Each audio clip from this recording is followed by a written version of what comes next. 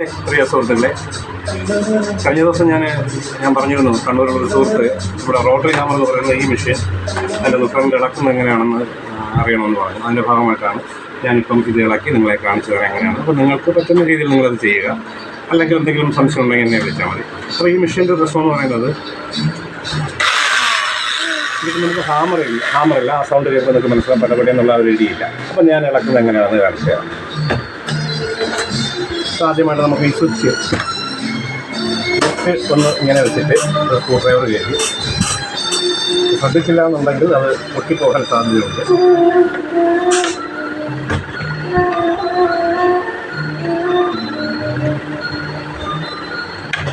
ഇതുണ്ടോ, ഇങ്ങനെ ശരിക്ക് ഇളക്കിയെടുക്കുക.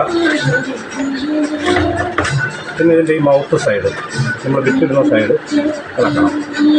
ആദ്യമേ ഈ റബ്ബർ ബുഷ് ഇങ്ങനെ എടുക്കുക. അതിനുശേഷം ഇതിനെ ലോക്ക് ചെയ്യാൻ വേണ്ടി അതിൻ്റെ അതൊരു ഓറിങ്, അപ്പോൾ അതിനെ ഒരു ലോക്കാണ്, അത് സർക്കിൾ കൊടുത്ത ലോക്കാണ്. അതിനെ തന്നെ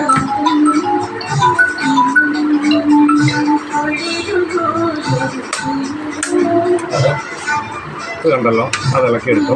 അതിനുശേഷം ഇതിൻ്റെ ഈ മൗത്ത് ഇങ്ങനെ വരുന്നു. ഇവിടെ ഇതിൻ്റെ അകത്തൊരു റിങ്ങുണ്ട്. ഇവിടെ നമ്മുടെ ആ ഒരു ബോൾ, ഈ വിറ്റ് ലോക്ക് ചെയ്തിരിക്കുന്ന ബോളുണ്ട്, അതിനെ എടുക്കുക.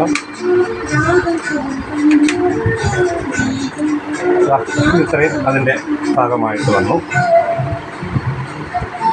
ഇനി ഇവിടുത്തെ ഈ 4 ബോൾട്ടുകൾ അടിക്കുക.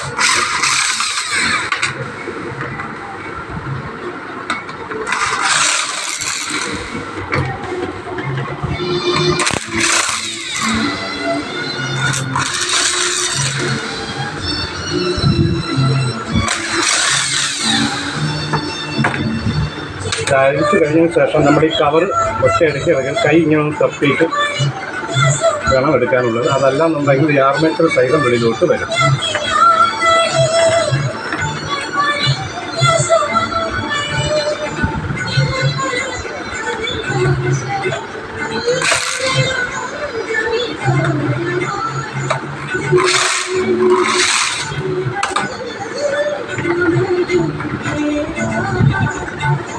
ഇതാണ് നമ്മളെ ബിറ്റിടുന്ന ഭാഗം. അപ്പോൾ അതിപ്പോൾ ഇറങ്ങി വരാൻ തന്നെ പാടായിട്ട് വരുന്നുണ്ട്. അപ്പോൾ അതെന്തോ ഇതിൻ്റെ ഒരു സ്പൈറൽ ടൈപ്പ് ബെയറിംഗ് ഉണ്ട്. അപ്പോൾ അത് പൊട്ടിയാണ് ഇതിൽ കിടക്കുന്നത്.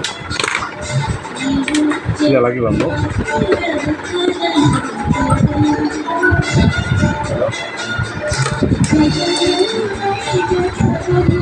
ഇതിൻ്റെ ഒരു സിലിണ്ടറാണ്, ആ സിലിണ്ടർ പൊട്ടിക്കിടക്കുകയാണ്. അപ്പോൾ ഇതിൻ്റെ കംപ്ലൈൻറ്റുകൾ നിങ്ങൾ ഏകദേശം ഇപ്പോൾ മനസ്സിലായിട്ടുണ്ട്.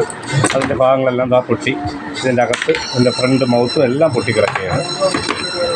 അപ്പം ഇനി ഇതിൻ്റെ അകത്ത് ഞാൻ നിങ്ങൾക്ക് വേണ്ടുന്നൊരു പണി എന്ന് പറഞ്ഞാൽ ചിലപ്പം ഈ ഓറിങ് ഇതിൻ്റെ ഞാൻ കാണിച്ചു തരാം.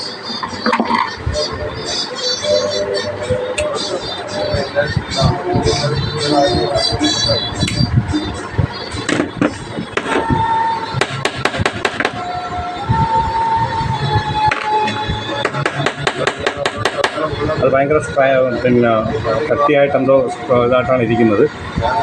ഇതിൻ്റെ അകത്ത് ഒരു ഗ്രിപ്പുള്ളൊരു പ്ലെയറിങ് ചെയ്തൊരു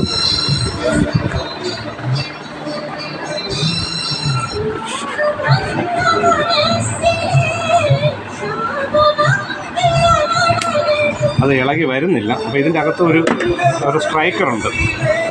അപ്പോൾ ഇതിപ്പോൾ ഇതിൻ്റെ അകത്ത് ജാമായി കിടക്കാം. ആ സ്ട്രൈക്കറിൻ്റെ അകത്ത് ഒരു ഓറിങ് ഉണ്ട്. ആ ഓറിങ് തേയ്മാനം വരുമ്പോഴാണ് സ്വാഭാവികമായിട്ടും ഇടിയുടെ ഒരു കാഴ്ച കുറഞ്ഞു വരുന്നത്. അപ്പോൾ അത് മാറുക. അപ്പോൾ ഇതിലാണെങ്കിൽ സത്യം പറഞ്ഞാൽ ഇതിപ്പം നല്ലൊരു എമൗണ്ടിന് വേണ്ടിയിട്ടുള്ള സംഭവമുണ്ട്. കാരണം ഈ മൗത്ത് മാറേണ്ടതായിട്ടുണ്ട്, ഈ ഒരു സ്പൈറൽ ബെയറിംഗ് പൊട്ടിക്കിടക്കുകയാണ്.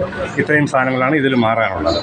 അപ്പോൾ തീർച്ചയായിട്ടും നിങ്ങൾക്ക് മനസ്സിലായിട്ടുണ്ടെന്ന് ഞാൻ വിചാരിക്കുന്നു. ഇനി എന്തെങ്കിലും സംശയമോ കാര്യങ്ങളോ ഉണ്ടെങ്കിൽ നിങ്ങൾ ഗ്രൂപ്പിലൂടെയോ എന്നെ പേഴ്സണലായിട്ടോ എന്ന് പറഞ്ഞാൽ ഞാനത് തീർച്ചയായിട്ടും പരിഹരിച്ചു തരാം.